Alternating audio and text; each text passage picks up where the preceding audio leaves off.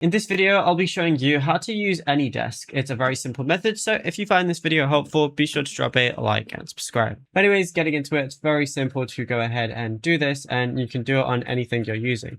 So what we're going to do is go ahead and open up our browser of choice, and then we're going to type in AnyDesk, and then all you want to do is press download for Windows like so, and then go ahead and press download now.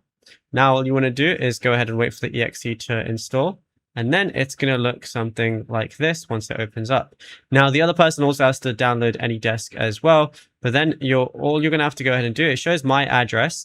But what I'm going to have to basically go ahead and do is ask whoever I'm, controlling, like whatever laptop PC I'm controlling, ask them for their address. So they're going to send me their address, and then I'm going to have to enter that remote address into here. So what I can do is just enter in the numbers and everything like that. Let's say it was that. What I would have to do is then press enter, and then it's going to connect to them, and I'll be able to, access that computer. And yeah, it's as simple as that. Now, if you found this video helpful, be sure to drop a like and subscribe.